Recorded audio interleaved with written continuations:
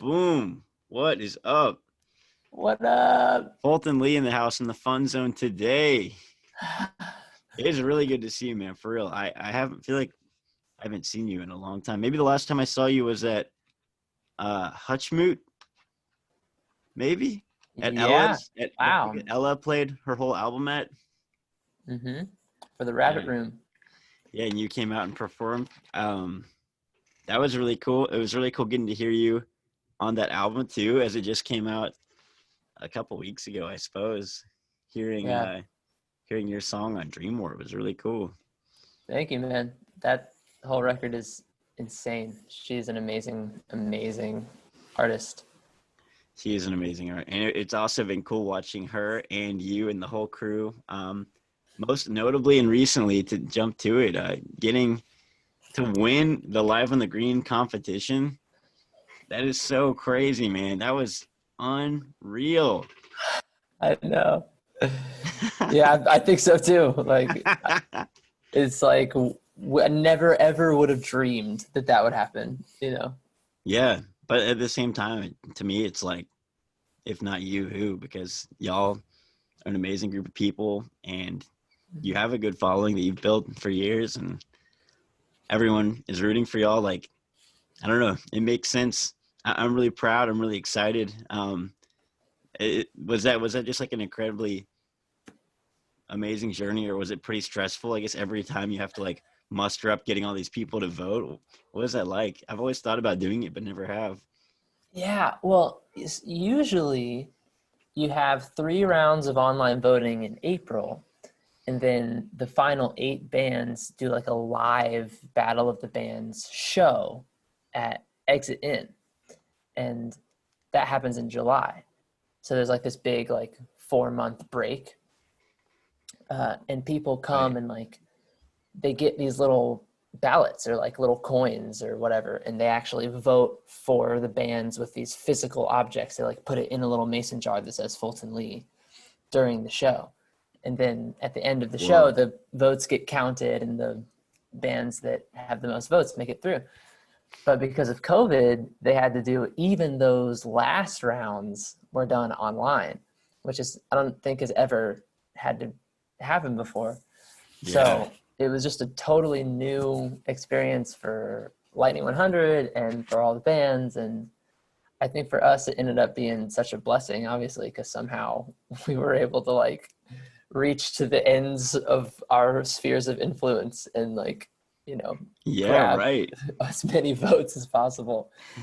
Yeah, totally. But at the same time, though, you have one of my favorite live shows. So I also think you would have had a good shot if it had been and a big show together once you had pulled out your dance moves that nobody had even known about when they had been hearing your songs on the radio. Then all of a sudden they would have seen that show. I don't know. That might have locked it in too.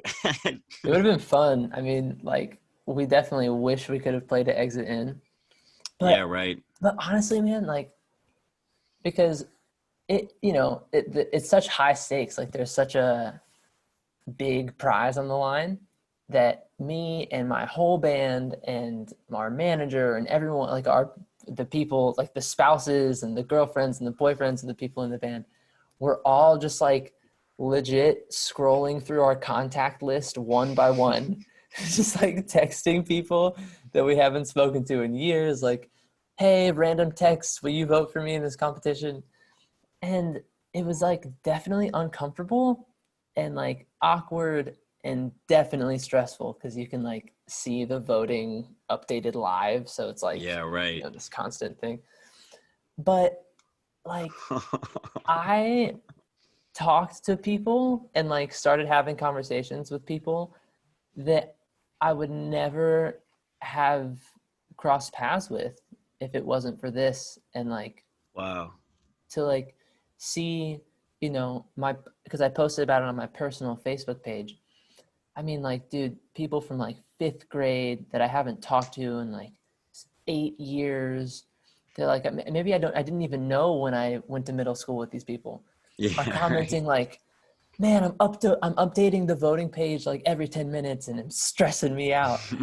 like like family friends and their work colleagues are all voting, and just like these people that I had no idea even knew that I existed and also would care at all about something so random like this, all Yeah, like really right. came together and like, I don't know, like one supported me, but also like there was this camaraderie between the people that were voting, and it was just this big like communal movement to make something happen. And I think there was like, I felt like such an energy about that because there were thousands of people, trying to do the same Yeah, thing. totally. And it like, yeah, I've been trying to like wrap my head around that since it has ended. When it ended, it was like, what? Like, yeah, we won. Like, this is great, but like, what now? Like, Yeah, right. this huge event is like over now. All these people were involved, and anyway, it was just kind of like it felt like a once in a lifetime experience. Right. It's one of those special moments that you have in your music career that I feel like is you can't predict when they're going to happen. But then all of a sudden you have this moment and it's just so special and everybody's cheering like and rooting you on and it y'all just like totally blew it out of the water. It was just amazing. It is cool getting to like connect with people that you haven't talked to in a long time. And sometimes I feel like that's a privilege as like a musician that I cherish. Like having people that I normally wouldn't have been able to have communicated with, or maybe would have lost touch with me, who were like, "Hey, like, we used to do this back in the day, and like, I see what you're doing. That's awesome, and I'm keeping up." And in some ways, it lets you like foster relationships and just have special moments with people that you might not be able to have normally because you're doing this thing that's like they're able to keep up with. You know what I mean? Right, right. Yeah, it's like very public, you know, Mm-hmm. and it's like meant to be consumed Yeah, for leisure. yeah. Entertainment. Right. Yeah, right. You do you have a lot of people that you keep up with from wait, where are you from originally? I know it's like the East Coast, right? From Virginia. That's right. What city is it? Well, it's the city of Culpeper, Virginia, which no one's ever heard of. So it's essentially like an hour and a half south of DC. Wow, okay. What is it a pretty small place? Why you say no one's heard of it? It is very small town, Yeah. and kind of like country-ish, like definitely like a lot of rural farms and like I grew up on a farm pretty much. Cool. Wow, no way. Yeah, and like not until because my parents were divorced, so I lived with my mom for a week and then my dad for a week and my mom for a week, and they lived like 30 minutes apart. But my dad lives on this huge like land, and when I was in high school, he started like a farm for like Wow. cows, pigs, chickens, and stuff like that. So it's Yeah. pretty rural area. That's cool. Wow, I had no idea. And did you live there up until you moved to Nashville? Yeah, kind of. I lived there from when I was born to when I graduated high school, and then I actually went to the Boston Conservatory of Music for Really? like, which is like kind of a part. I think now it's like technically a part of the Berklee School of Music. Um, Oh, yeah, huh? but when I was there, it was like a separate thing, and it was like Berklee was like the commercial music, and the conservatory was like classical music. Right, yeah. And you went to the conservatory? Yeah, I went What? to become a composer. I was like super into choir in high school, and I was Yeah, like trying to write like choral pieces. And so I that's really applied. cool. Yeah, but I was only there for like 3 weeks, and then I dropped out. No way, 3 weeks? Yeah. Why did you drop out? Were you just like, this ain't me? Or were you like, you know, Yeah, I mean, I always wanted to be a songwriter and an artist and perform. And like I had been performing and playing in bands in high school and stuff.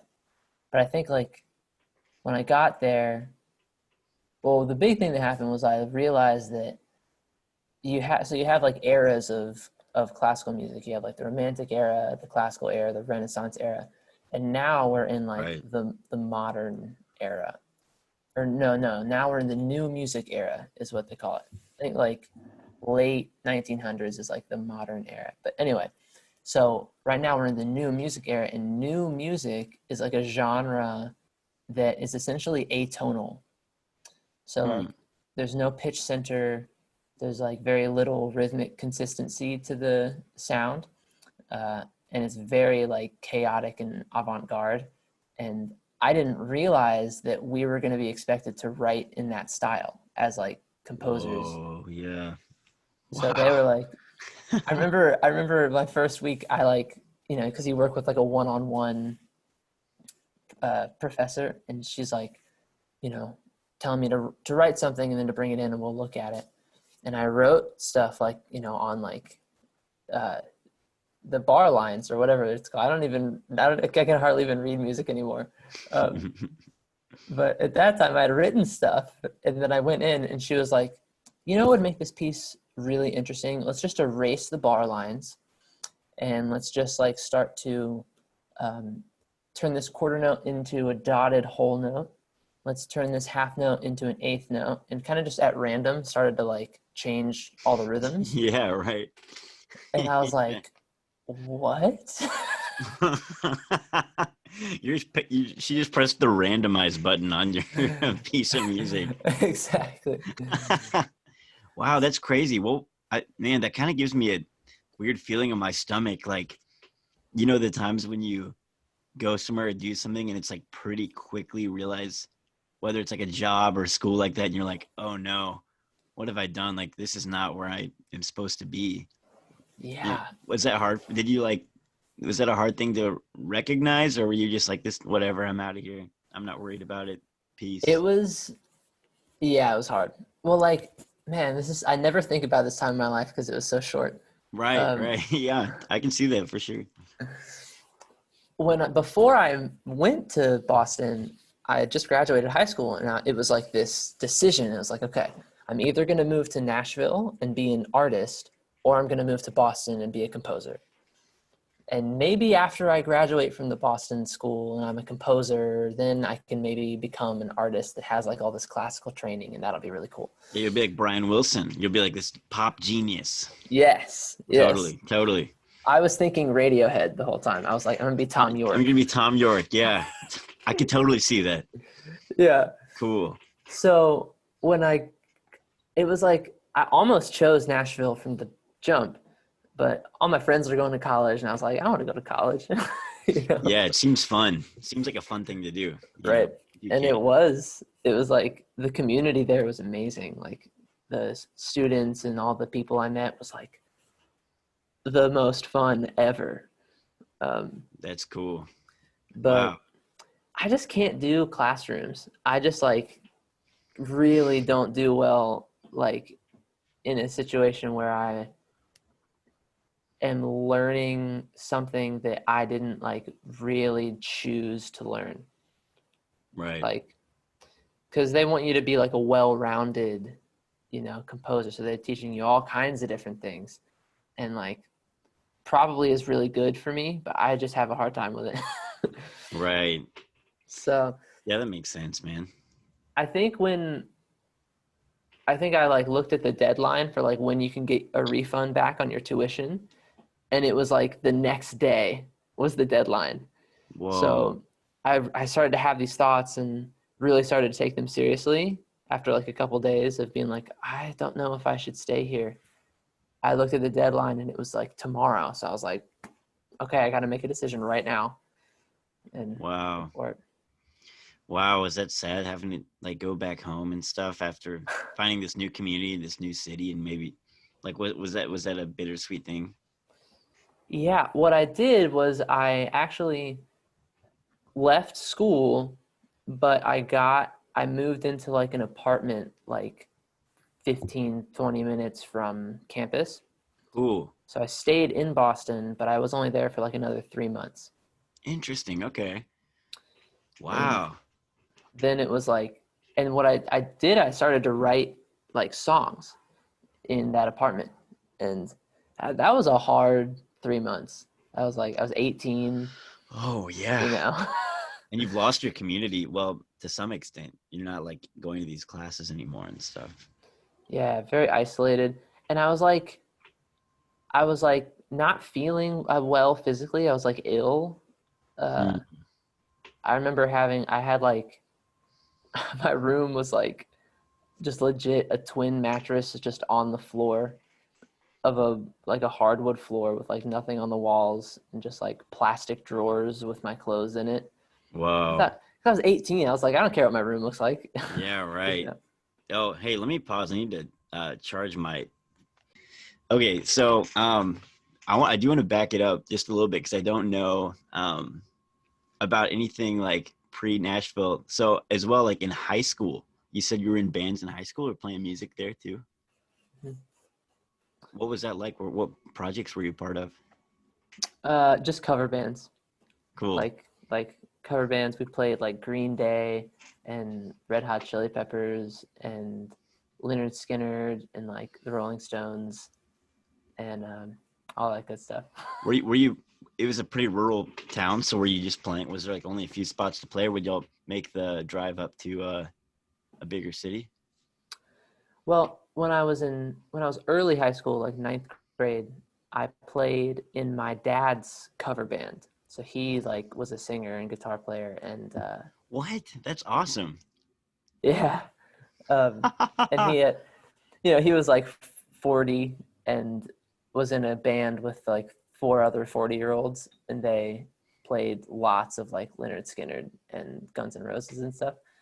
And he would play at bars like in the surrounding like neighborhoods around DC. Uh, Right. so at like in ninth grade, I became like their kind of rhythm guitar player, like backup guitar player and like backup vocalist. That's so cool. Yeah. So when I started playing with my friends, we kind of would play the same bars that my dad played. Cool. Wow. Okay. Cool. That's fun. So, and were you lead singer in a lot of those projects? Yeah, I was always lead singer and guitar player. Cool. Even with my dad's band, he eventually like I became the lead singer and he became the backup singer because he was like trying to like train me and like, Yeah. get Right. me into it. So it was amazing. Wow. That's really cool. Okay. So after after you were in Boston, did you move straight here? I went home to Culpeper for probably I think I went home in like November, December of 2015. And then I moved to Nashville in May of 2016. So I was home for like 6 months. Cool. Okay. Wow. So, and your decision to move here, you weren't interested in like going to a school here or like jumping back into academics. You were like, I'm just going to pursue music now. 100%. 100%. Awesome. Did you know I any of the guys in your band at the time, or did you just come here alone? I I had a friend that I went to high school with who I've known since I was in like second grade, uh, who is not a musician at all and has no interest in playing music. Uh, but we were close friends, and I told him I was moving to Nashville, and he was like, "I want to come with you." So he came. We were roommates, and it was great. But I was trying to break into the music scene, so I didn't really have like a partner in that necessarily. Yeah, right. Very interesting. What part of town were you living in? Do you remember? West Nashville. Yeah. Cool. Were you working somewhere at the time? Did you find a job or anything? Like, what was that like when you first got here? Yeah, so I moved down and I had this I like had this chronic illness like that was undiagnosed. So I like had a hard time with uh working. Um and my dad was like super like in favor of me moving to Nashville and becoming like a rock star. Cool. Yeah, So I'm sure that made him proud. The yeah, musician son. what he's all about like chase your dreams, like like make your passion into your job kind of thing. So he supported me like full out, like everything. That's awesome. Yeah. And I just wrote music and like tried to be as productive as possible as I could, like to create a career as an artist. Um, I Wow. spent a lot of time going to shows alone, and that's where I met you. And usually I would go see a show and then um, be too afraid to talk to anyone at the show. So I would just go home and then find the people that I saw at the show on Facebook, find their personal profiles, and then DM them on Facebook and be like, "Hey, I just saw this show. I really loved it. Like, would you want to get coffee sometime?" Um, That's cool. that's really how I started to meet people. Dude, you know, obviously I'm born and raised here, so it's a little bit of a different story. And but that is what I did too. Like when I was a freshman in college, I would go to shows night after night trying to see people. Um, and I would maybe not talk to anyone almost all night. And then like at the end of the night, I would go up to the band and just be like, hey, like, great set. I'm Freeze. All right, bye. And then maybe if I could do that like 3 times, eventually they'd be like, hey, Freeze is here. And then eventually people just like forget that they're not actually friends with you. And you know what I mean? People are just like, hey, like, come hang out. And it's like, all of a sudden you're cool. Like, I tried that for so long, just like trying to meet people and then eventually be like, hey, would you want to play a show with me? Like, I've got this show if you want to play it, you know? Right, right. That's how it seems to, that's how it works for me at least, you know? Yeah, yeah. I, and how cool that, like, just like you were saying earlier about how as artists, you know, what we do is so public and like is something that people can keep up with. And in the same way, like the nature of our community is just like what we do is literally meant to be consumed. Right. So I don't, it's just so beautiful. Like we can go to a show and enjoy the show, and that's also like a way to meet people, and then they play on your shows, and it's all just this like constant, like reciprocating relationship of art and consuming art and making art and consuming art. And it's Totally. the best Yeah, place to be. it is. And when you find like, I think that's what attracts me to like, to you and to some of our other friends is when you find other people who, you know, care about the community and Mm. like, like I know for you that you care about your art so much. Like I know you're so passionate about it and you work so hard in it. And that's something that I think is really special.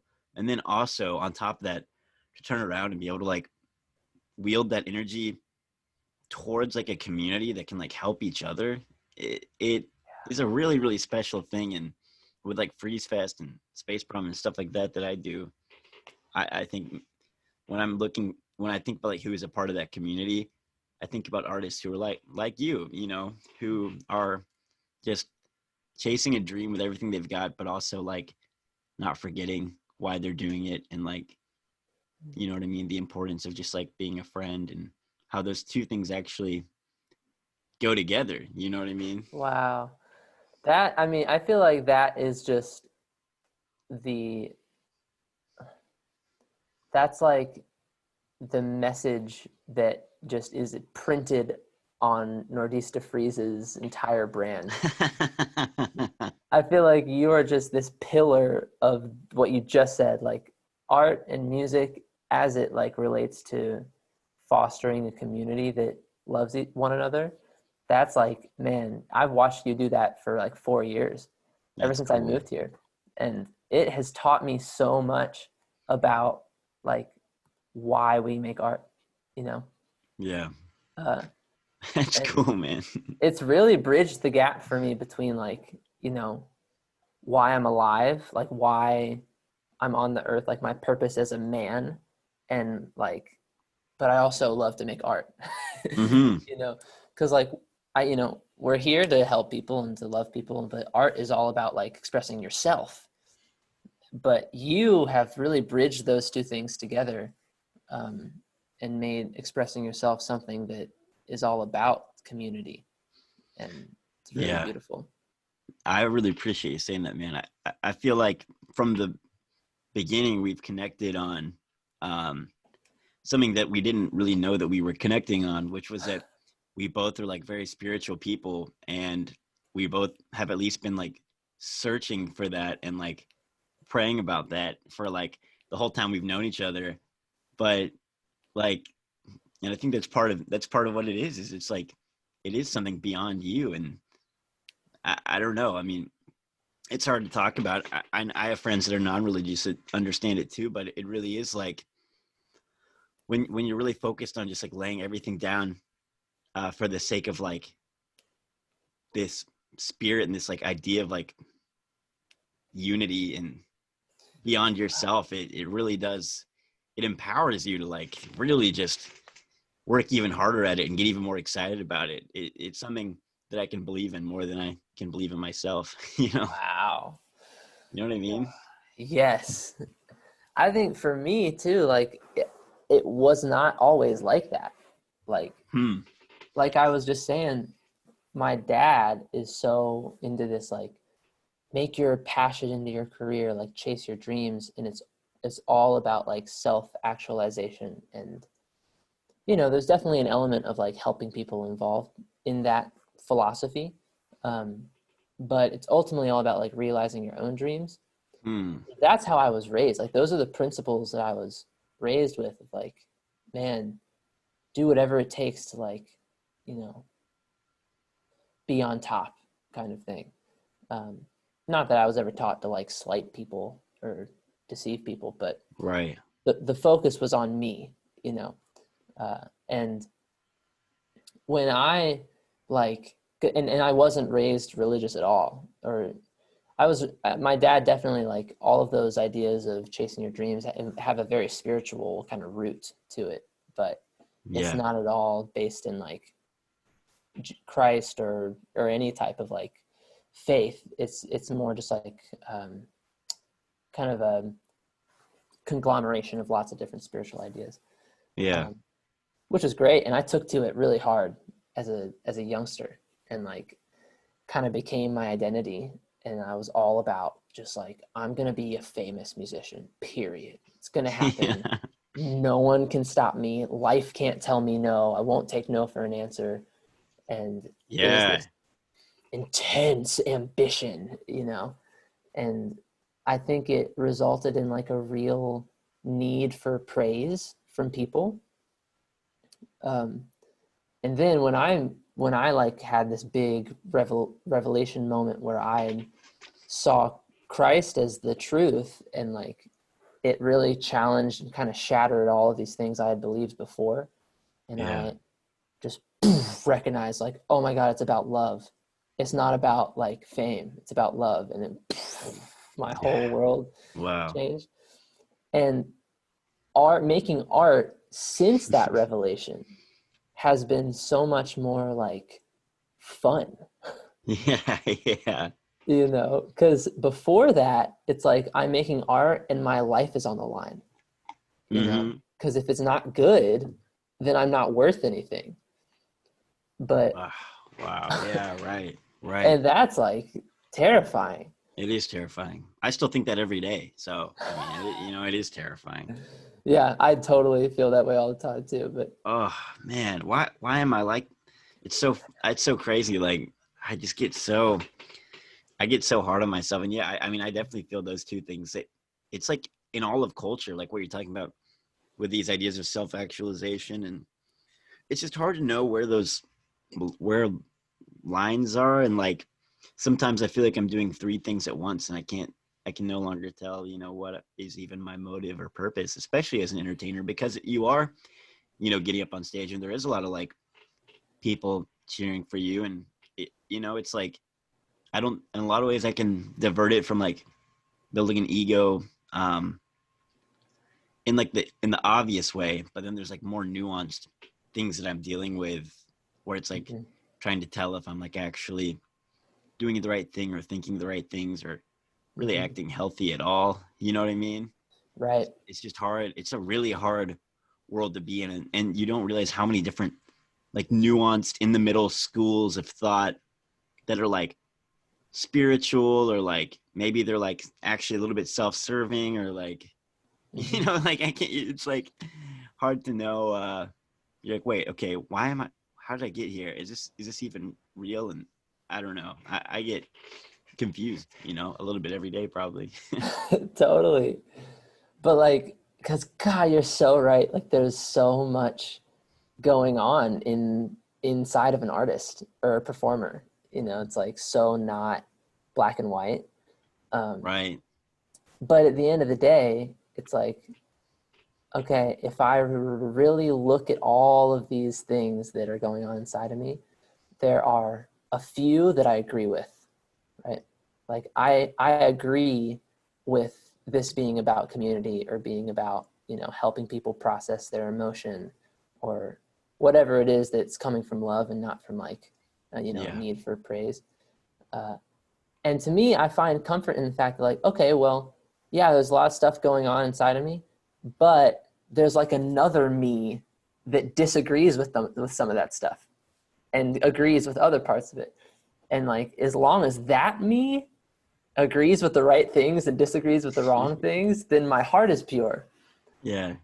And like, I can kind of rest in that, and know that like, man, I can't control my feelings.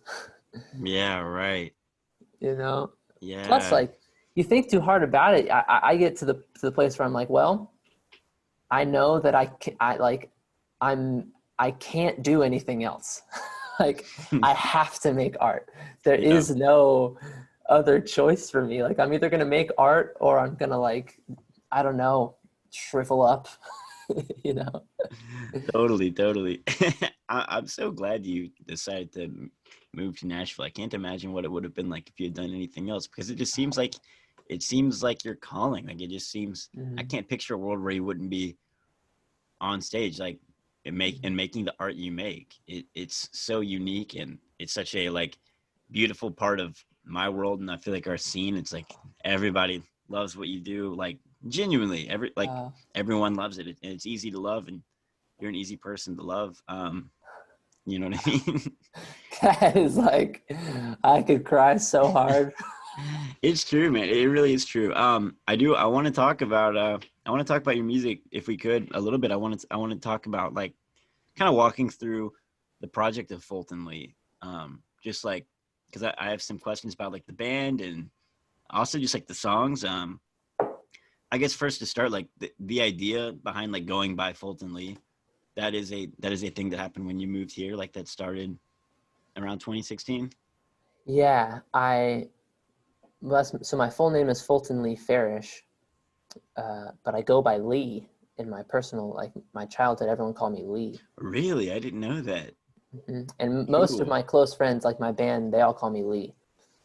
Uh, which a lot Cool. of people think Lee is my last name, but it's my middle name. Um, Yeah, right. so I had these three names, Fulton, Lee, and Farish, and I was like, I can choose any combination I want. I can go with all three. I can go with just the first two. I can go with like the last two. And I decided that the coolest combination was Fulton Lee. I And love that's it. all that went into it. Yeah, that's cool. Um, your first show in Nashville, You were there. I was there. It was at the Radio Radio Cafe. Cafe. Do we have a date on that? I wonder if I can Google it. I think it was February 14th. No, it must have, maybe February 10th. Um, would have been 2017. Wow. Early 2017. Yeah, Yeah. definitely in February.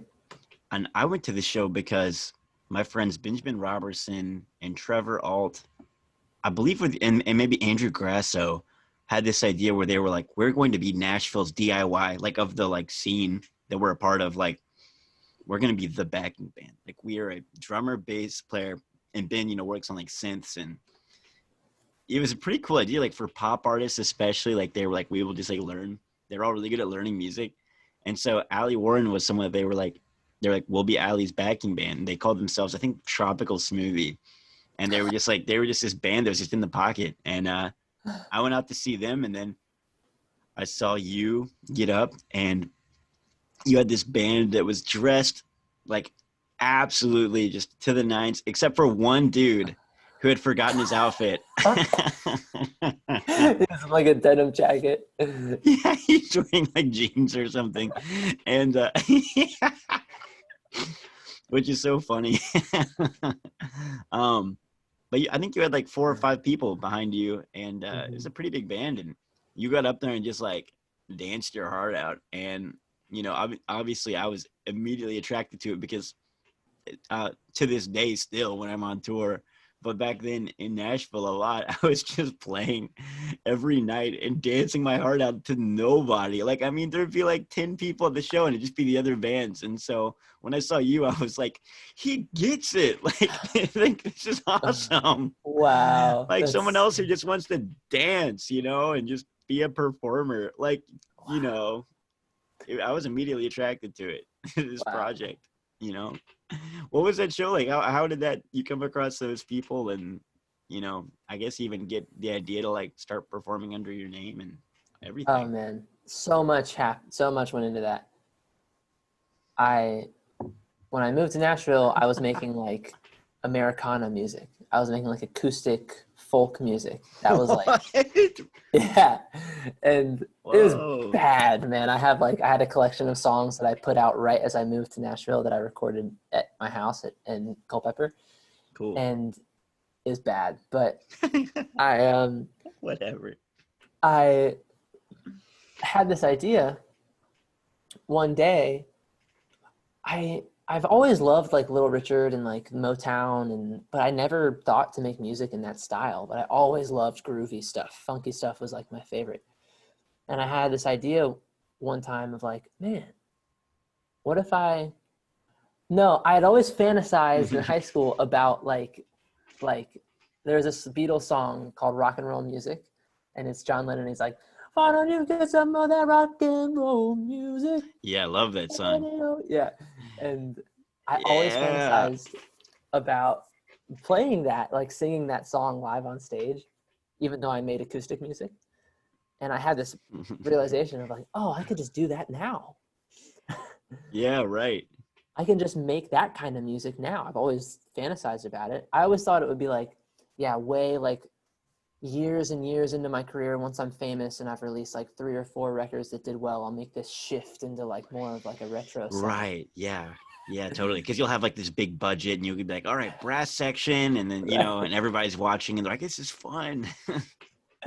Right. Totally. I still have that fantasy about making a shift into bluegrass music someday. That would be awesome. That would be so cool. But so I was like, oh, I'll just do the 50s thing now.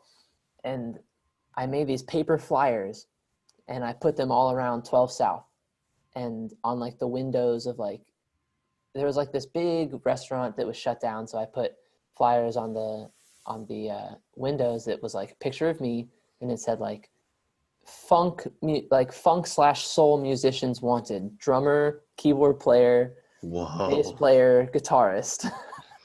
Wow. Oh man. And then I did the same thing on Craigslist. Cool. Wow, cool. And like a couple Facebook groups or something. And from that flyer, I met my drummer, who still is like my collaborator, just drummer, one of my absolute best friends in the world to this day.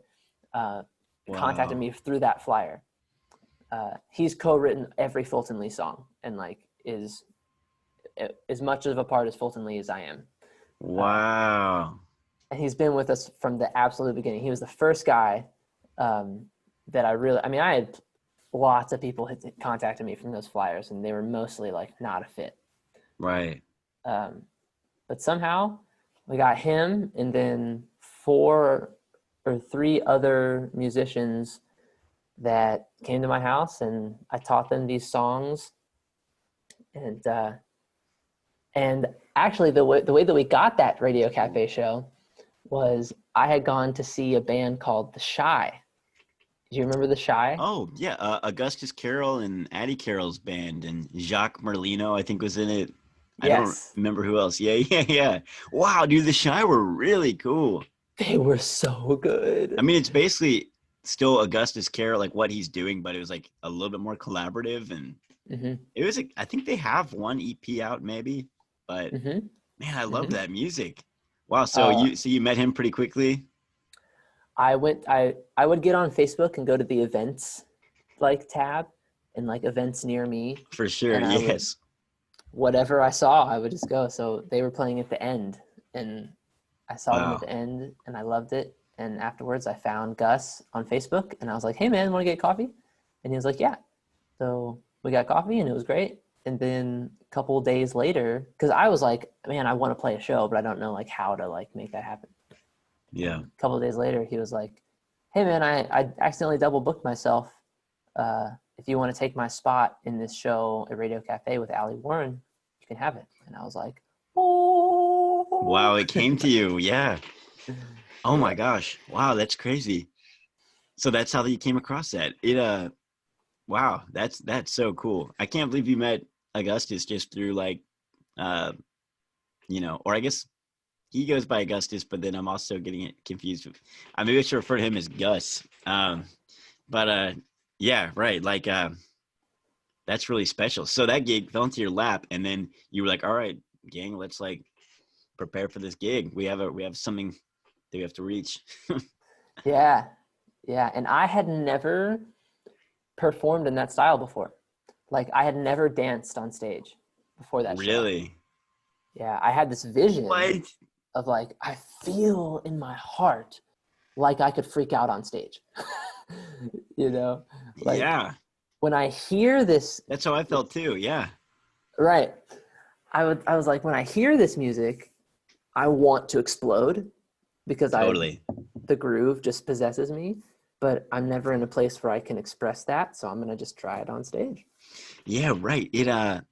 I'm the same way. I started making like folk Americana when I first started gigging, at least like in like high school. And I found it so liberating when finding ways I could like rock out a little bit louder and just like have a little bit more fun on stage, and like eventually like moving myself to being like, I'm not even going to play any instruments. I just want to dance. Because at first I didn't think that was cool. Like I thought I needed to play guitar for some reason. And when I finally Right. allowed myself to unlock that, I realized that it was just the most fun for me. Like I do one day dream of being able to pick up a guitar, like the way Prince does, where he can just pick it up and just shred for a second. That would be pretty cool. But, for now, it's just fun to just get up there and sing and dance. It's its own thing. And it's just the most fun in the world to me, Yeah. Yeah. What was that like for you when you like first dropped the guitar and danced? Like, do you remember the time that you like first let it loose? I remember that I started like a band my freshman year of college. So 2016, called Home Bro, which is kind of like just a word meaning like homie, you know what I mean? And in that band, I was like, I'm going to be the singer for like half of the songs. Like, I'm not going to play guitar because our guitarist was so good that he could just play everything. We didn't need two guitars. And, and yeah, I remember I would just freak out. I would just go crazy. And I was just dancing. And my drummer at the time was this is kind of crazy tangent, but I'll try to keep it brief. But Brand Mason is his name. And you would love Brand. He's one of the most genuine dudes ever.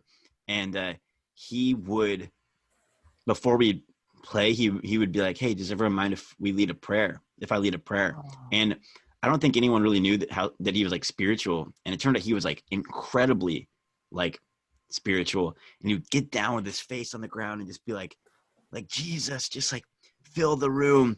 And the other members of the band, I just like all came from like different places. Like we didn't know each other super well. And then he would also was really into like James Brown, and he would like make us watch. He'd be like, check us out. And it'd be like 10-minute long video of James Brown, like on stage, just like dropping it and like dancing around. And then he got deeper and deeper into both of those things. So he'd send me videos of like preachers who were like doing these like amazing, like musical sermons. And then he'd also be like, check this out. And it would be like people dancing. And he was like, it's in the, like, he was like, that's the soul power. Like that's the spirit. And like really and he would just like pray for me and like ask me to help me like channel it. And I feel like it like, I don't know, I feel like it really shaped my ideas on performing. Watching a lot of those videos of just like people performing in such powerful ways and having his encouragement. I only really did that band for like 4 or 5 gigs, but he still like sends me videos and encourages me, and I don't know. So that's kind of like how I got my start in like when it came to just like being a front man. You know what I mean? But I will say, I will add one more thing, and that's that even with like Brant trying to like praying for me and like bringing this like spiritual and positivity, it was still, I think for years, like a little bit more negative. Because when I'm even just a little bit nervous on stage or like trying to prove myself, I would find myself going more into this like negative front man who's like out of control, but like maybe not out of control for the right reasons. And it might be Yeah. that no one even noticed, but like, when I would be up there, I felt like I was channeling anger, which is so weird because like, Dude, I feel that. I've totally felt that. really? You relate to Yeah. that? Oh, yeah. That's interesting. That's Yeah. crazy that you say that. Yeah. Right. It's like, and I'm always like, why? Sometimes I get off stage like, why was I so angry? Like, why was I like upset up there? Because I'm not upset. I'm like stoked to be here. And afterwards, when I'm meeting people, I'm like being sweet, but I'm just like, man, weird. Where does that come? And I think it just came maybe from like nerves or like, especially like if I felt like nobody was paying attention, and I just felt like the best way to catch people's attention would just be like by being chaotic, and like sometimes that energy was just negative. I don't know. I'd be interested to hear more of how you felt on that too. Well, I feel like you just put words to this experience that I've had that I've never been able to understand. Really? Yeah. Wow, that's cool. Okay. I think I think it probably started like that for me. Like it started of like I have so much inspiration and creative energy in me that I want to express. Yeah. And this seems like the easiest and most direct way to express it, you know? Yeah, right. But then it turned into like, you know, I'm trying to captivate this room of people that may or may not be interested. Right. And I even find to this day, like, I will, if I'm not like authentically connecting to the message of the song that I'm singing, I will resort to this like chaotic performance style, because I feel like it's the only thing I can do that's interesting in that moment. Yeah. Instead of just like resting and like letting that happen organically. Uh, I Wow. just Yeah. I just had a real moment with this because we just filmed some videos and I was watching them back, and I was like, man, I don't want to force that. Like I don't want to force Wow. Yeah. the physicality, you know. I feel like it's kind of uncomfortable when it's forced, and I want it to be a natural extension of like what I'm saying, or the words I'm saying, or like the way the music is swelling, or Yeah. you know. Yeah. Right. And it's a heavy expectation you've put on yourself when you call yourself a front man or a performer, to where studying people like James Brown, I've felt, at some points, I feel like it's like, I'm like, what have I done? Like trying to like live up to this, because now when I get on stage, people are like, oh, this guy dances. Like, this is going to be fun. And then I'm like, Right. oh, I don't know I don't even know how to dance. I don't like, I literally just get up there and do whatever feels good. I never took lessons or anything. So I've started like, and I feel like over the course of the last 4 years, or 5 years, I've always been trying, like, I feel like I'm always on a journey of trying to figure out who I am on stage, or like how I perform. And I get inspired by not just like people like James Brown or even like Prince and Michael Jackson's like performances, but like also like people like David Byrne, like of the Talking Heads, where he's like very methodical and he's like planning stuff out, where he's like doing moves. And I'm like, okay, I see how that's powerful too. And then I Mhm. also like, sometimes it just comes out of nowhere. You're just watching someone perform and you're like, wow, that person's doing a great job performing and they're not even moving half as much as I do on stage. And I feel like they're conveying more, and just realizing like, wow, it's not even I don't have to like work out to prepare. Although I do think that is a cool idea, but like I can also just like be still at times. And if I'm still at times, that's going to be a really good contrast for when I do start busting a move or whatever. You know what I mean? There's power in it, and I don't have to like work so hard, if that makes sense. Yeah. Yeah. It's like, man, just trust the actual content, and like let that say what it's saying without Yeah. feeling like you have to overcompensate for like the lack of interesting things happening on stage. Right. Um, Yeah, exactly. It comes out of an insecurity for me where I'm like, people are bored. And it's like, right. most people aren't like, oh, he's not dancing right now, I'm bored. They're like listening to the music, and like, it's like, why am I not putting faith in like my band and in the songs and all the other things that we've like worked on, and thinking that people are literally just going to be watching my feet? Like, I don't know. Right. But, but I do that. I get so insecure about it. I'm like, oh, if I don't move enough, it wasn't a good enough show tonight. If I don't like And push myself to the limit. hmm you were like speaking self-dialogue that I've heard so many times in my head.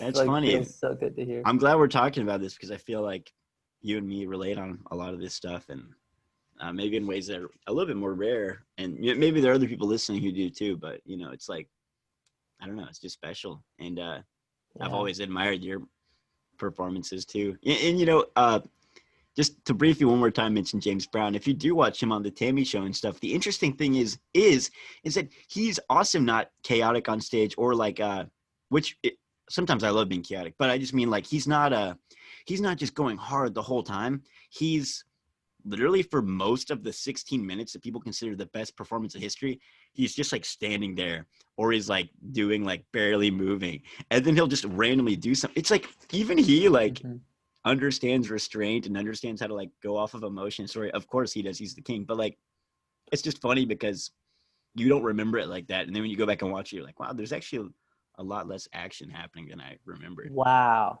You know Yeah, what I mean? this is so crazy, bro, because when I was first starting to perform and like, come up with this idea of the 50s thing and like that show at Radio Cafe, I watched that Tammy Show performance of James Brown hundreds of times. Yeah, man. It's crazy that James Brown is the guy that you keep referencing, because he was the guy for me. Yeah. Like I I don't think I really watched any other performances to like take, to learn from. It was just the Tammy Show. Yeah. Those 16 minutes or whatever, where he, Yeah. the cape and all that stuff. Yeah. Um, Yes. but it's so Me true, man. I too. never even thought about that until you just said it. But like his his most explosive moments are like totally calculated, and not even in the sense that they're like pre-planned, but they're um, they're a part of the narrative of the show, as opposed to just like this fire hose of Mm-hmm. like endless Yes. energy. Yeah. And it's so like I'm so captivated with this idea lately that like every form of art is storytelling, Yeah. including especially performance, right? Even like a show, you're telling a story from the moment you get on stage to the moment you leave, and Yeah. every story has like an arc and like, you know, moments where things are quiet or somber or serious, and other moments where things are heavy and um, intense and chaotic. And like the hills and valleys of a performance or of a story is like what makes it captivating. Yeah. And if you don't have valleys, then the hills don't really mean anything. And like using the hills and valleys to like to tug and pull on people's like emotions and like make them feel like they're going through a journey that somehow mirrors their own experience, Right. Yeah. uh, and like that James Brown does that so well, because even though he's so explosive, those moments are like tastefully placed Mm-hmm. in a way that makes you feel like, oh, he's telling a story with his Yeah. movement, because we're only really captivated by stories. That's like Totally. if it didn't feel like a story, we would lose interest. Yeah. Right. Yeah, that's so true. That's so true. Wow, that's so cool. Yeah. Oh man, we're totally on the same page with this. This is such a special moment right now. This is so cool. Um, so okay, I do want to talk about. I want to talk about August and Jake and who else is in the band right now? Ella's in the project, and is anyone else? Joe Benikovic. Oh, obviously, yeah, Joe. So with August and with Jake, they've been in the band the longest, right? You said you met August the first gig. He was playing the first gig. Yeah, he was the guy I met through the flyer.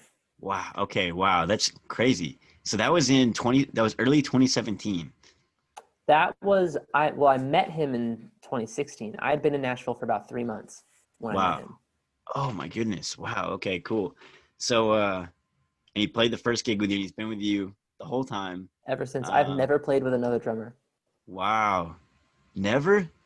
That's incredible. Like, I've in high school I played with, but like for the Fulton Lee project, I've never played a show with any drummer except for August.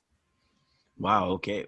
He's my dude. Well, that is like really special. I mean, I I know. play with different drummers and all the time. I played with, you know what I mean? And we do a similar thing, like being an artist with a band. But I feel like your backing band, like you said, like is your band. Like y'all are pretty consistent.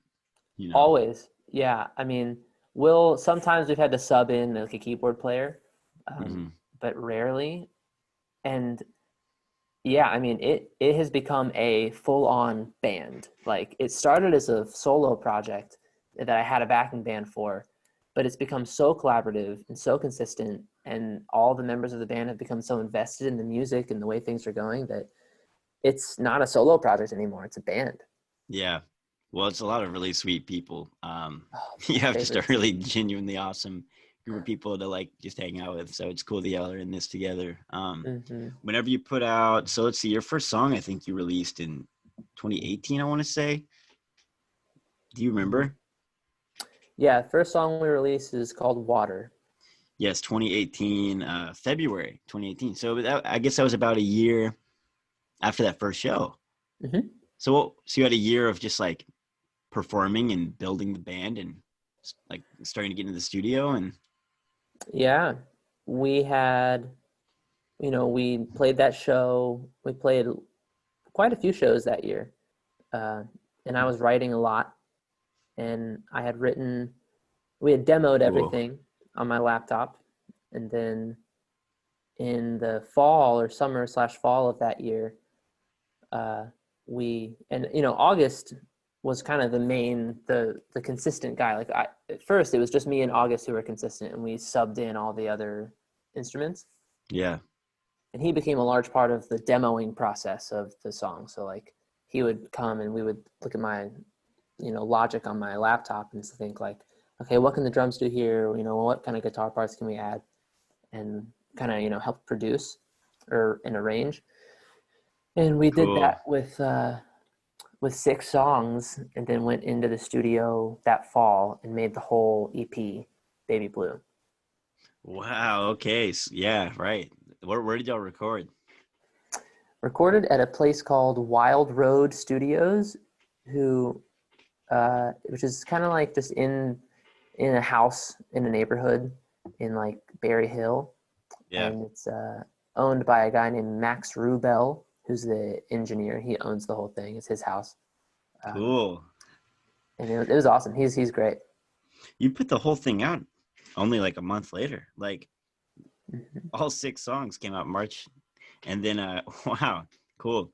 Um, and then the next thing was Feed Me Yeah. in December of the Yep. same year, which that single I feel like just like shook me to the core.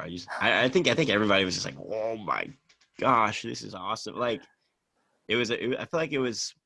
I mean, it made sense. Like it sounds like Fulton Lee, but it also was like felt like an artistic step, just like pretty massive step. Like it was like a kind of a change of sound and direction and style and a confident step forward. You know what I mean? Yeah. Yeah. That song is like the boldest piece of art I've ever made. you know, It is bold. It's bold. it felt like a risk, when we were Yeah. making it and when we put it out. I think it was a risk. Like I don't know. But on the other hand, it like makes so much sense, and it's like not a risk because it's so just great.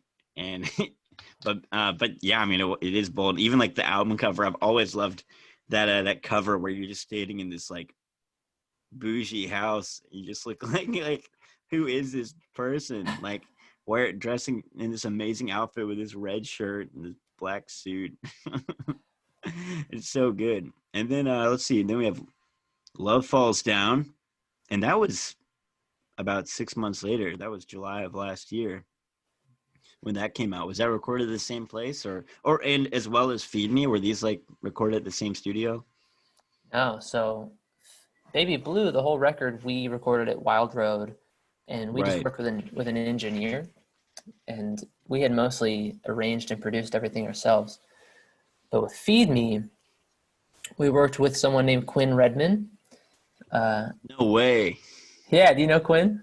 Yeah, dude, I love Quinn for like countless reasons. I listened to music he worked on when I was in high school. He like Wow. did my favorite other local bands music, and then like Flyco? well yeah, Flyco. There was a band called Punchinello. Oh, cool. He's also like in the process of working with Jack Thompson right now. Mm-hmm. And he also used to tour with Pharaoh, the dude from Paramore's like solo project. Wow. Yeah, I know he used to be a touring member of that band, which I didn't even know until a few days ago because he's such a humble dude. But anyway, just an amazing. He's also run sound live multiple times to things I've been at, and it's been some of the best live sound I've ever heard. Yeah. Wow. Okay, and so he did Feed Me, like engineered that. He produced it. Well, Whoa. produced slash engineered it. Yeah. I mean, and mixed it. Oh my goodness, that's so cool. We met him. He saw us play at the Kirkwood House, probably in sometime that year, and met with him. And Feed Me was the next single we wanted to do. So we kind of showed him the demo, and he listened. And he's the most talented human being on the planet. Like, Yeah. no competition. It's crazy.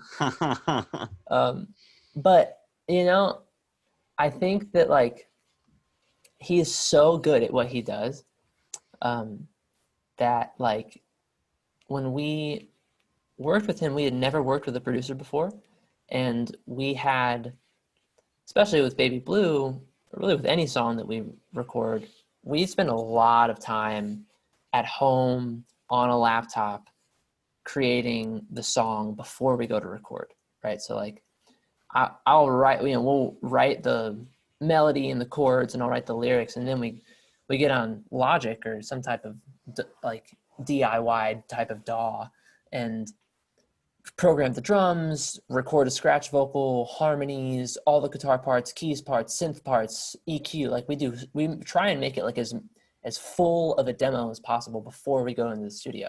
Yeah. So that's what we did for Feed Me. And when we, but we wanted to work with the producer.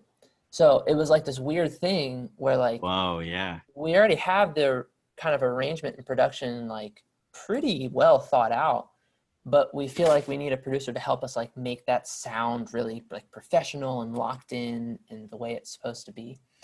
And I don't know if we communicated that very well. And Quinn being so good at what he does and so good at taking a song from its core and building it from the inside out and like creating a story through sound and production. It was challenging when we came in with this like misunderstanding of what a producer's role sometimes is. Right. And I'm totally open to talk about it. Like it was a challenging process, that recording that for him and for us. I think we were like super like way more probably controlling and like nitpicky and particular than a lot of artists are, mostly because we are so heavily involved in production with our songs. And so it was such an interesting experience navigating the creative decision-making process and sharing that with somebody. And totally like at the end of the day, I think it's our best song. So like I wouldn't trade that experience for the world. And it came out, what is it? Pressure makes diamonds or whatever. Yeah, Um, yeah, totally. but it was difficult. It was Oh, difficult for all parties, and it was probably my fault on more than anyone, you know. I feel like I relate to that so hard. This idea of, especially like a few years ago, like, and I was wanted to be in control of everything in the process of making like Cosmic House, but at the same time, I had like handed over the reins to some extent, and I didn't really know how to communicate that. I thought that like what it meant to, and I still, as an artist, like it's hard to, you really do kind of romanticize being the artist that like is really picky and like and because you think that's when you're gonna like make the best music, and you do care about it a lot, but it's also just hard. You don't quite understand the roles, or like like what you said, like you maybe have already kind of like socially agreed, like when you Mhm. hired this person, like he understands those terms, and maybe you have different terms, and maybe Right, even nobody's wrong, but it's just because sometimes producers do different stuff, but it's just like right. there's a lot to learn there, and I don't know, it's just hard. It's hard to know when to like also trust other people, especially when you're like, I mean, it's everything to you. It's like if I give up control of my music project, what do I have? Right. So Yeah, yeah, totally. right. It's something I'm still trying to understand and navigate Me too. correctly, you know. Me too.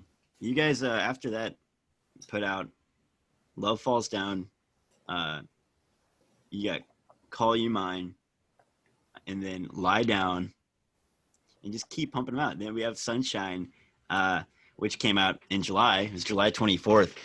So following I guess the last question I have about like discography, about like songs, is everything since Baby Blue has just been one-offs, right? Like just singles.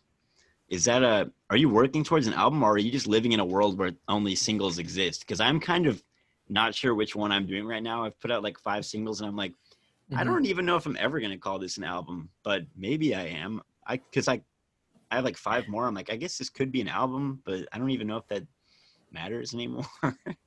Right. That's the space we lived in too. By the way, dog, your singles are ridiculously good. Oh, dude, thank you so much. I meant to send you this video. I was hanging out with my daughter and just kind of rocking with her a couple mornings ago, and we were like jamming to Dolphin, First Time, Fight Song, Oh, Hey Gigi, no way. Cool. and it was so amazing. I was like the energy, because there's such a signature like energy with every artist, and your energy is so wholesome and like Good. so Good. like feel good and like Yeah. real. Especially, man, the alternate version of Hey Gigi, there is an energy to that song that I could like never describe. It's like Yo, cool. I don't know how to describe like the way the background noise and like people kind of yelling and talking like kind of Mm-hmm. has like a James Brown feel to it. Cool. Yeah. But it's like so I keep using this word, but it's like energizing. Right. you know I it love makes that. me it makes me feel like I'm in like a flow state or something. Right. That song definitely seems like it could just go on forever. Like there's some sort of like groove. It's like a locked in type of groove. I don't quite understand drums and rhythms enough, but like something about the way that song works. Like I remember when I played the tambourine, I'm just like 1, 2, 3, 4. I'm just literally playing it all four, and it just like I feel like I could do that for 20 minutes. It just feels like it's just something cool, and I get excited about it. Because it's those guys a lot. Like I don't. I'm working to create these moments in these songs, but it is very collaborative with like Johnny and Bryce and Trevor and Zach and Grant and Sma, and so in a similar way to you, it's like when we got that down, I was just like, oh my gosh, I am really excited about this. I Uh, really appreciate you listening to it, and your daughter listening to it too. I know we don't have a lot more time because I know you got to go at noon, but I have a couple of things that I wanted to ask you about that I feel like are huge, and we might not even we well, may have to have you back on sometime to like dig deeper into them, yeah. because I want to talk to you about outside of the music. You're like pretty. I mean, it was a public um like moment where you came to Christianity, You know what I mean? Yeah. It was like an announcement, I guess is what I'm looking for. Yes. And I want to at least briefly talk about that. And really, I want to have you back on sometime. We can talk about it for like an hour because it is everything, you know, and it's everything to you. It's like, I'm just curious what happened in your life that like made you want to like, because even most of the people I know, myself included, who are like spiritual people or religious people, I don't scream it from the mountains. Like to me, I'm like, oh, I'm like, that's something I tell people when they know me a little bit better. You know what I mean? Right. Which could totally be wrong, or maybe it's just differences. But I guess I'm just curious what happened, because I just think it's so exciting. It's one of the most exciting things I've ever witnessed. You know? Wow. Yeah. By the way, time is a little flexible. We can go a little over if we have to, because this is an Cool. important topic, you know? Word. um, Cool. yeah, well, like I was saying earlier, I didn't grow up like that. And I really grew up with this being taught that religion was like essentially like a fairy tale. Uh, and like I don't even like the word religion, you know? Right. I think It's heavy. it's heavy and Carries a lot of weight. yeah, it implies like rules and judgment, and like there's just so much baggage attached to that word. But Yeah. Anyway, I grew up thinking that Christian people kind of were just these weak people that like needed to pretend like there was something bigger than them in order to like get by. Yeah. And in I guess it was 2018, I started to watch this lecture series by a guy named Jordan Peterson, who was kind of like this public speaker / psychologist / professor that got kind of really famous during that time. And he did a lecture series on the Bible, and he broke down the biblical stories of Genesis. He like essentially reads through all of Genesis and breaks it down like verse by verse, or just the first story of Genesis. And he analyzes it from this totally psychological perspective. So like nothing is spiritual. It's all academic. It's all like analyzing it as if it's like mythology. But he's like revealing these deep, like meaningful symbols that the Bible talks about that like parallel with like what actual, you know, modern psychology has discovered about the way humans work. And he's like, man, psychology is just now realizing this, but these stories have had this wisdom contained in them for, you know, thousands of years. And for me, I was like, whoa, you know, because when I didn't believe in Christianity at all, but I was like, this is really interesting. And like, this is like, there's like a lot of really important wisdom in here. I can feel it. Yeah, I can feel that the wisdom in these stories is important. Yeah. And that's kind of what opened the door for me to take things seriously. And then my girlfriend, who's now my wife, at the time worked with someone who was like a radical Christian in a good way. She invited us to have dinner with them. And I was like, oh, I'd love to. I know all about Christianity because I've been watching these lectures. We can talk to them. And we talked to them, and I was like, man, they're off the deep end. That's crazy. Whoa, yeah. And then they invited us to their church, a church called The Belonging, which is held inside of a music venue. Rocketown. In Rocketown. Yeah, cool. And we went, and I was like, this is cheesy, weird, don't like it. But for some reason, I went back the next week and like continued to go back just because it was like, I don't know why I went back. Yeah. And then I started to like just read the Bible myself because I had watched Jordan Peterson analyze verses. I was like, I'm going to just read, see what it says. And I started to see these stories about Jesus healing people. And Whoa, I, like I was saying, you know, had I had this chronic illness, and I had it for like 4 or 5 years. and it was undiagnosed, and I could never figure out what it was. We thought it was mono. We thought it was Lyme's disease. It was like an autoimmune thing. It was like really intense fatigue and brain fog and like achiness and dizziness.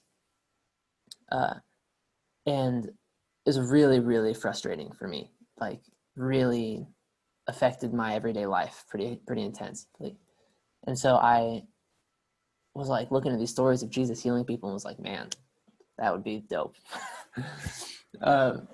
And so I started like praying in whatever way I knew how, which I had been super into like these more, the other spiritual things that my dad had shown me of like visualizing your own success in your brain, like, and that like manifests your dreams into reality. I would just see myself on stage performing at like a stadium every moment I could.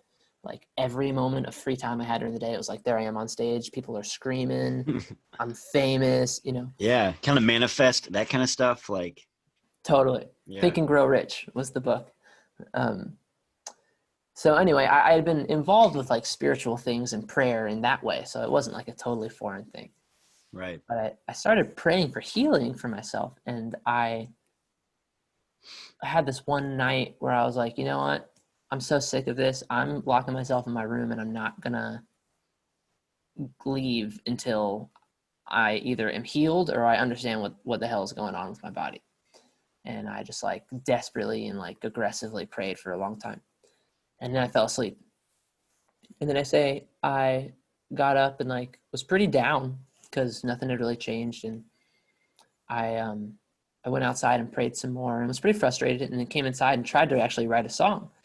But I was so tired that I couldn't. And it really made me upset. So I was like sitting at my piano trying to write something. And I got so frustrated, and I just stood up from sitting there at my piano. And I don't know how to describe this other than like the whole room. I just stood up and I was alone in my room. I just stood up and the whole room just went and like this heaviness fell on me, and I immediately started weeping. And like at that point in time, I was like not someone who cries. I like wished that I could cry more because I enjoyed it. It's like feels good. But this heaviness came on me, and I just started crying like a lot. And it was just like, I never felt anything like it in my life. It's just the inside of your chest is all of a sudden just like mush and then warm, and like there's this movement going on inside of you, and like it just felt like the room was like melting. And I don't know how to say this. Like, I can't say that I saw anything with my eyes, but like I just knew that there was Jesus was standing in front of me. And the reason I knew is because I felt his hands. We were standing face to face, and I felt his hands do this. He pressed on my chest with his hands, and then he pressed down like this, and essentially just took his hands like that and pressed all the way down to my feet from my chest, and then came back up and like did the back of my legs and like the sides of my rib cage, and essentially just like squeezed his hands on like every part of my body. And that's just this like vision I had, and I could like feel this pressure of his hands on my body. And I was just crying and crying and crying and crying. And it felt like it went on forever. I don't know how long it was. But after that happened, because before that happened, I wasn't really fully convinced. I wasn't like a believer in the whole thing. I was like, it's interesting, and I can sense like some truth and like some wisdom in it, but I'm really just interested. Mm-hmm. But after that happened, it was like, I can never unexperience that. Right. He's real officially, and there's no way I can ever just deny that or argue against that again, because that was the most intense and the most real thing that had ever happened to me. Like, that experience was more real than the experience I had waking up in my bed that morning. Like, in this weird way, it was like, I can't even make myself cry. Like something else was there. Yeah. So I was like, well, if it's like a done deal, if he's real, which he is, because I just saw him, then I have to give my life to this because he's real. Yeah, right. And yeah. And then it was just, figuring out what that means, and like what what it's all about, how it all works, and what my role is and what his role is. And I was really confused for a long time, and like encountered a lot of like wrong teachings and like bad teachings because I knew nothing, you know. Right. So I was just on Google, which is the worst idea ever, Yeah. trying to figure out like who God is. But when I posted about it, it was just, you know, that was probably 4 months after that experience in my bedroom, and my life had changed so much, and my worldview had changed, and my values had changed, and my personality had changed so much. Like seriously, like my personality did a complete 180. Wow. Like so much so that my family was like really upset about my conversion, or you know, Right. just the fact that I decided to follow Jesus, because it changed who I was, and they like felt like they didn't know me anymore, and like had a Yeah. That's lot of scary. yeah. They're like, oh, you know, he went off to Nashville. Now all of a sudden he's just gone crazy. Yeah, they thought I was in a cult Yeah. for a long time, like no joke. And that, you know, they were all still like loved me and were super supportive and like Sure. wanted the best for me, but couldn't deny like this sadness of like, I don't know him anymore. Yeah, that would be sad. You know, even if it made you happier, I could see how that'd be hard as like a parent being like, my child is like different now, and I don't know how they arrived at this conclusion or what's going on. Right. Yeah. And it was sad for me too. And like, Right. but ultimately it was like I was letting go of things like insecurity and anxiety and like Yeah. fear It's all and great stuff. Yeah. right. But so I think I had grown up with such a judgment on Christian people that I just like assumed that everyone had that same judgment on me if they realized that I was a Christian, because Yeah. I had judged those people. And so it felt like I was like subconsciously always trying to like test the waters and like see if this was someone who like might be cool with that, or like are they going Yeah. to judge me? And I was kind of always kind of trying to hide it. And it got to this point of like, you know what? Even I don't even know if anyone's going to care. It might feel like overkill to like post this or whatever. It's just social media. Who cares? But I feel like posting about what happened to me or like posting about this is going to be important just for my own self. Yeah. Because I wasn't a believer, and now I am. And if I don't post about this, there's going to be like hundreds of people that used to know me that I might not ever talk to, that'll never know that happened to me. Yeah. Right. I feel like they need to know for my sake. And that's why I posted it. Cool. Yeah. So Wow. that's a long answer. No, dude, that is amazing. That is really, really cool. And I think it's really cool and bold and just transparent that you did that. I think that there are a lot of people who you've done a lot of good already, and just encouraging people like myself to, you know, through who you are. Like, you have always inspired me, but through this, you know, I feel even more inspired, and just to be vulnerable and be who I am, and you know, Mm-hmm. how that obviously is a strength, you know, like we know it is, and it's like, I don't know. It is very, very special. And that's an amazing story. I had not heard that whole story before. That is really powerful. I cannot believe it. That's just, oh my goodness. That's amazing.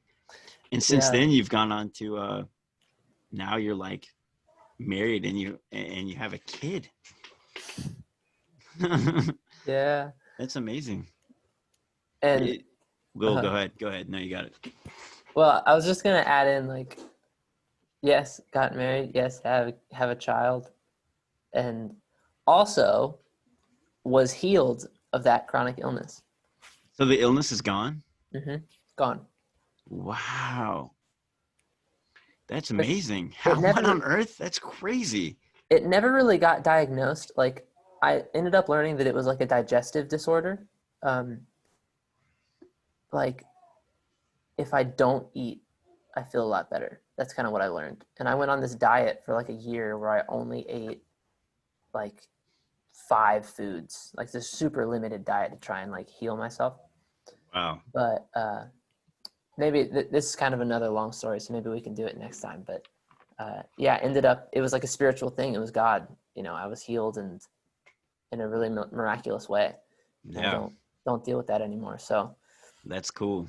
that happened. And then, yes, my wife and I, who split initially because we found God together and split up. And then That's about right. 9 months later, got back together. And then 3 or 4 months after we started dating again, we got married. Wow. I remember being with y'all at a 4th of July party that Cold Lunch put on. I remember And that. it was the first time we talked about, really gotten to talk much. And I remember we talked a little bit about spirituality. We were both like, yeah, we're kind of like searching and trying to figure out what that means. And yeah, it was, so I'd always known that you were like searching since then. I don't remember what year that even was, probably 2017 or 2018. I don't know. But yeah, like, and yeah, so y'all wound up splitting up. And I remember hearing about that, and then all of a sudden, y'all were back together, and then y'all were married. It was just like, I get y'all just came back and were like, "This is for real. Like, let's do this." Yeah, well, that's a whole nother God experience. Okay. Well, we can dig deeper on it next time if you want. If you want, we can start there and talk some more next time if you'd like. That'd be awesome. Yeah. Yeah, we've got a lot more to cover then. I really love talking to you. Dude, me too. I want to hear about I really, really want to hear about your kind of spiritual life and I would what your love that. journey has been in that area. That would like bless me tremendously. Okay. Yeah, I would love to do that. That's something I feel like I'm still discovering, and when I go to like church, I normally go alone. So it's like, it is something that's like, I would love to talk to you about it. It's not that I don't know, maybe I don't know how to talk about it.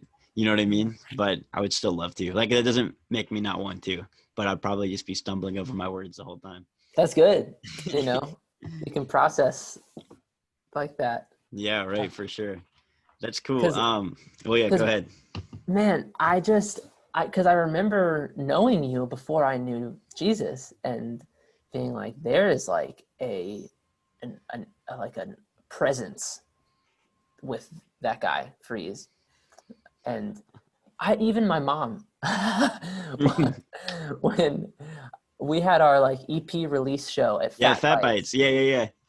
and you were there, and my mom was there. My parents came for that, and I remember that. my mom met you, and I didn't even know that you guys talked, but she made a point of telling me after the show, like, I talked to this guy who's a friend of yours, and she couldn't remember your name. She was like, but he was like, when he talked to me, it was like I almost wanted to cry because he was like seeing me, like he was really like looking at me like with all of himself. Whoa. And I was like, yep, that was Freeze. I know exactly who that was. Dude, that's awesome. Oh my gosh. Wow. And, I've felt that way, and I know that so many people have felt that way. And then because here's how paranoid I was. I met Jesus, and then I made that post and stuff, and I was like, oh, everyone in the music community is going to think I'm crazy and all this stuff. And then there was this time after I saw you at a show at Mercy Lounge, and yeah, Briston and Arley's show. Yeah, I remember that. yes, and you were like, man, I really enjoyed that announcement. That's something that like I want to do sometime too. Or so you said something like that. Yeah, right. And, Totally. and I was like, what? You're a Christian? Yeah, Like, right. just because like I had it in my head that no one else on earth believed that, and everyone was just judging me, and Yeah. And then it all clicked, and I was like, oh my gosh, of course. What I've felt around you has been Jesus this whole time. Oh, yeah. It was the whole time. It was Jesus. I had no idea, Oh, dude, that is so cool. Well, yeah, you've inspired me, and a lot of people, I think, really do it. It's kind of a hard time to be public about spiritual beliefs. Actually, like, I just filmed an episode a few days ago that afterwards was talking, like we pressed stop, and then I like was talking a little bit more to the person. They were like, well, you know, like being a Christian, like I feel this, and I was like, wow. It was kind of similar because I brought this person on, you know, and they didn't talk about it publicly, so I won't use their name because I'm not sure what their relationship is with it. But like, I brought that person on specifically because I was just attracted to their positivity, and I was like, there's something special about this person. And then afterwards, after pressing stop, they're like, oh well, you know, it's really my faith. I was like, I knew that was what it was. And you Wow. know, even that's kind of hard to talk about even publicly on this, because it's like I have a lot of friends who are incredibly positive and are non-religious, but it really like it's just occasionally you meet people and you feel like you're just like called to meet them in like a spiritual way, or like you just feel Hmm. that you understand that light. And I don't know, it's hard to talk about because I don't feel like I fully understand it, and I don't want to be like hurtful, but it is Right. like, but it is also just like that I experienced that like a few days ago, and it's just was really special. You know what I mean? Yeah. Yeah. And like, of course, people there are so, like countless beautiful, amazing people that are not Christians. Hmm. You know, it's not like this like exclusive club thing, uh, Right. which is like I feel like so important to say because as someone who wasn't a Christian for a long time, that's how it felt looking at it Right. from the outside. And it's Totally. so now that I'm in it, it's so not like that. It's Yeah. like the opposite of that, you know. But Yeah. yeah, I mean, Totally. it's just Totally. the same thing as anything else. It's like you meet someone who connects to the same thing that you do, and you're like, oh, I knew I recognized that. Yeah. Right. You know, Totally. it's really beautiful and Yes. like, Exactly. Yeah. yeah. That is amazing. Well, I can't wait to talk to you more about all this. I guess for now, let's plug what we need to plug. So we got everybody should be watching for Live on the Green next year. That's the biggest, most recent thing, which is just insane. I know, man. Man, I really, really hope it's like meets in person. I guess we have no idea what the future holds, but that's pretty Yeah. far away. So hopefully that'll be going. Follow Fulton Lee on Instagram and Spotify, and I guess what else? What else do you use? All streaming services, and then Instagram. Mm-hmm. Are you on Mm-hmm. TikTok? No. Fulton, Fulton Lee Music on Instagram, and then your most recent song that came out, I guess about 3 weeks Month ago. ago, a month ago, Sunshine. Go stream that and stream the whole, all the singles and the EP as well, Baby Blue. It's been an honor talking to you, and it's been an honor knowing you for like years now, and I know it's going to continue to be so. In every sense, as a human and an artist, I'm excited to see what you and your crew do. We didn't even also get very much time to talk about your amazing band, but hopefully we can do that more next time, because I just think the world of them. And yeah, cool. Thanks for talking Dude, with me. thank you, We'll dude. call Thank you it. for doing this. Yeah. Yeah, I love you. Love you, dude. Love you so Talk in much. soon. Peace. Cool. See ya.